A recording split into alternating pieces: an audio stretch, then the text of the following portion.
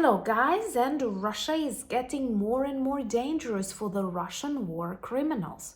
I'm sure you remember this week we have already discussed how another one Russian general was demilitarized in Balashikha near Moscow, but another Russian war criminal was neutralized this week too. That was a leading developer of the electronic warfare systems, and he was neutralized in Bryansk. I provide you with the updates from an ordinary Ukrainian perspective, and if you'd ask me to describe this week in one phrase, this would not be the week of the meeting between President Zelensky and Trump and maybe some potential changes in Trump's attitude towards Putin. This would not be a week of Lavrov blaming anyone and NATO for the Russian aggression. This would be a week of very effective demilitarization of Russia. Because a part of these two war criminals who received their justice while on the Russian side, we have also neutralized a huge Russian main missile and artillery directorate in Vladimir region, quite far away from the border and very close to Moscow, and also a Yelabuga drone factory. That is very important, but unfortunately, all this chaos around a ceasefire, which will not happen, around the negotiations, which are totally unrealistic in this context, distracts your attention from very important facts: how vulnerable Russia is and that it is on the brink of the collapse. My name is Anna, I'm from Ukraine, I'm in Ukraine, and if you want to see the only working peace plan, and that is the defeat and demilitarization of Russia, subscribe, we discuss all of that on the channel, and we work on all of that in Ukraine. So let's start with the details on another Russian war criminal that was neutralized in Bryansk. Bryansk is a regional center that is already a war zone on the Russian territory. And let's not forget about this important fact that right now more than a dozen of Russian regions are a war zone. Not only Kursk and Belgorod that partially remain under the control of the Ukrainian armed forces, no matter what Gerasimov tries to lie, but many more, where a lot of bombs are dropped accidentally by the Russian bombers themselves. And of course, drones keep visiting a lot of places. But since recently, this strategy to demilitarize Russian developers of military weapons, Russian generals, also works quite successfully. So in Bryansk, that was Rytnikov, who was a leading developer of the electronic warfare. In Bryansk, they have a factory that produces and also upgrades electronic warfare like radar stations and various warfare systems. He was working there and he was the leading constructor, and he was neutralized in the result of the explosion of his car. Quite similar to what happened to General Moskalik in Balashikha near Moscow. He was responsible for the strategic planning of the Russian war crimes, and he was sent to hell where the majority of the Russian soldiers are. Just think about that. During these months, a lot of Russian war criminals were neutralized. Justice found them while still on the Russian side, which also demonstrates this vulnerability of the Russian Federation. Think about that. They cannot control their borders. In Kursk, in Belgorod, to try and protect these regions, they needed the backup of the North Korean soldiers. They could not do it by themselves. So, first of all, we see this tremendous vulnerability of the Russian borders. Then we see that Russian air defense is not working. They don't have enough of it. They don't know how to use it. And they lose a lot of strategic objects, starting from their oil refineries and finishing with military air bases, arsenals, and various military factories and plants. They do want to protect them, but they cannot. They constantly fail.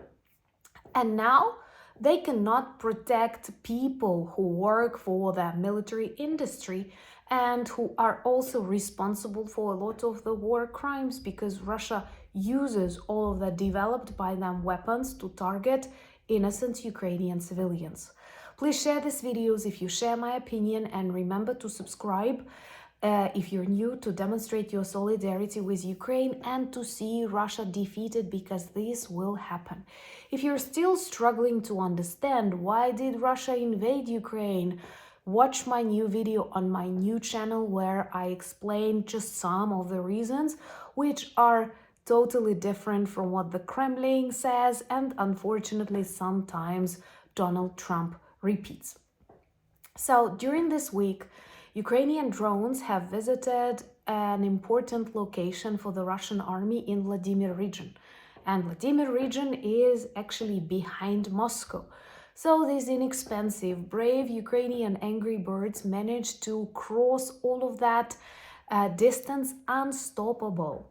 Of course, our drones are cool, but it's not just the success of our drones, it's also the failure of the Russian air defense. Remember to like that.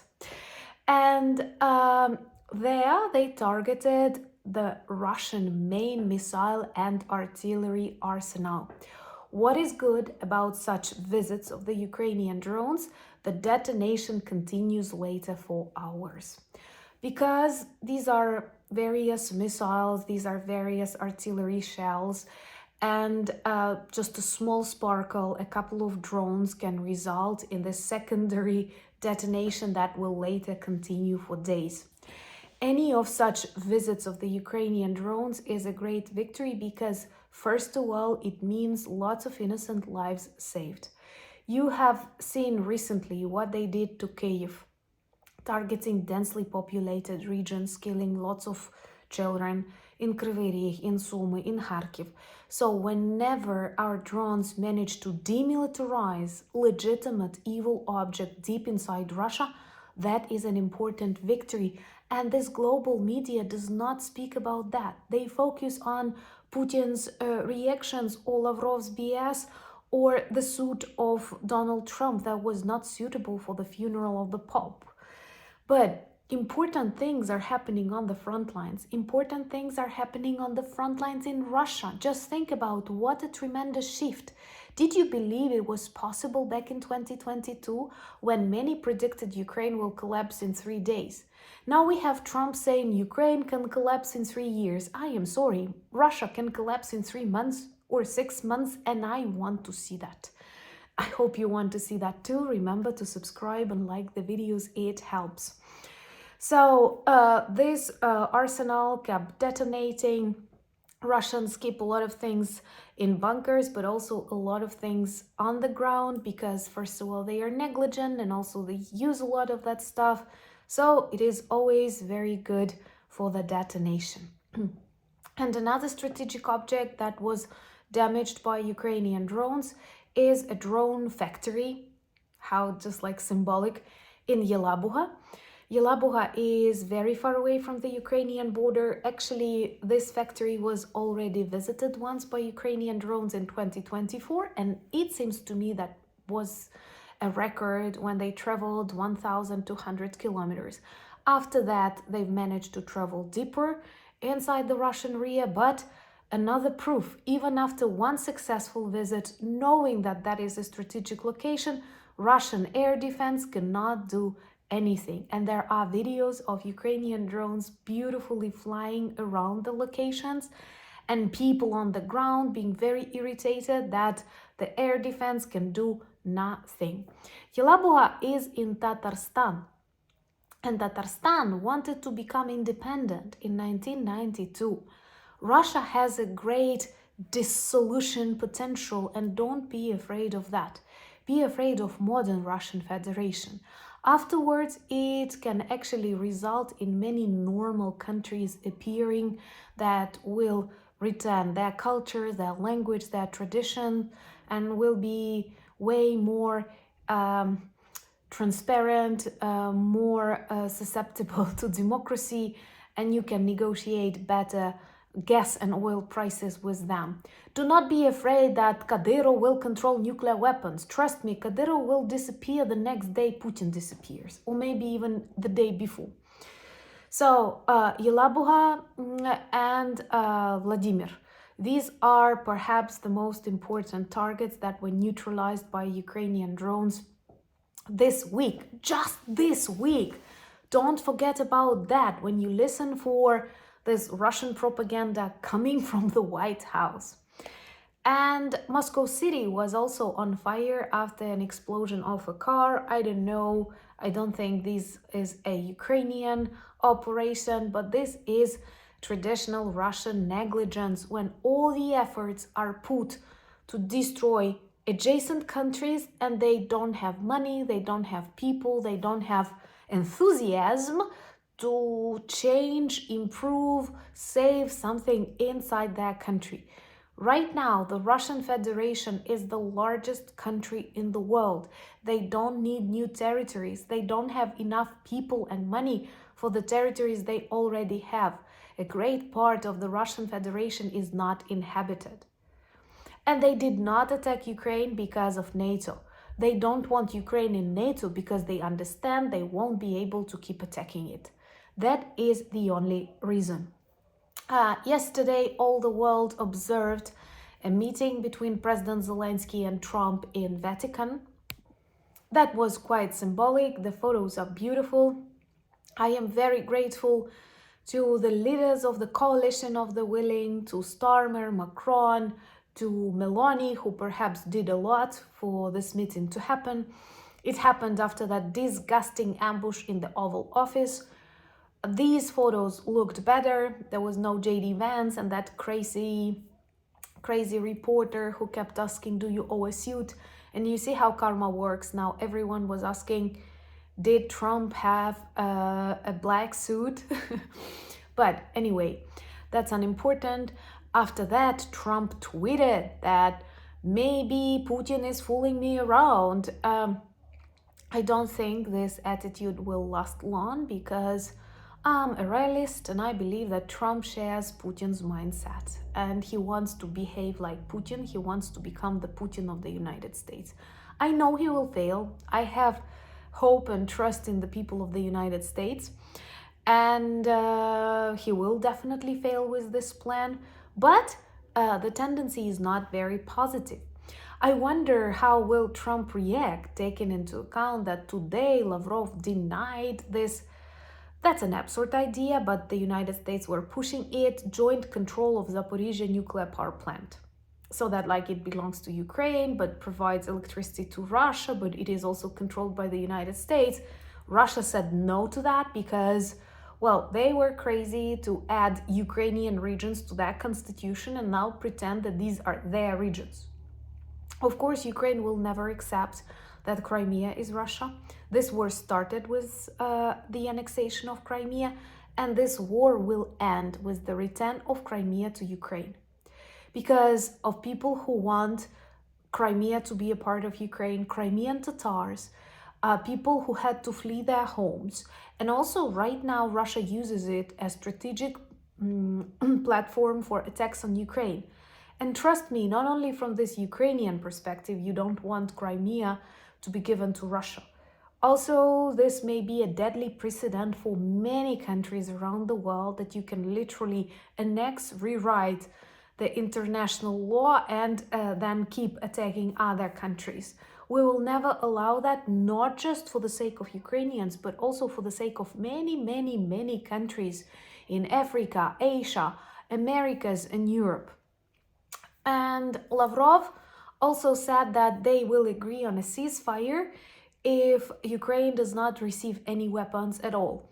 So they will have this ceasefire to rebuild their army. They actually mobilize like 160,000 people to the army. That's quite obvious what for, to attack Ukraine and maybe more countries. They will keep rearming themselves, receiving direct, unconditional support from China, North Korea, Iran, and Ukrainians will sit and wait for the next attack that what? No one will ever accept that. And I'm happy that the support of Donald Trump is dropping in the United States, dropping tremendously. It seems like he's broken the record of the last 80 years.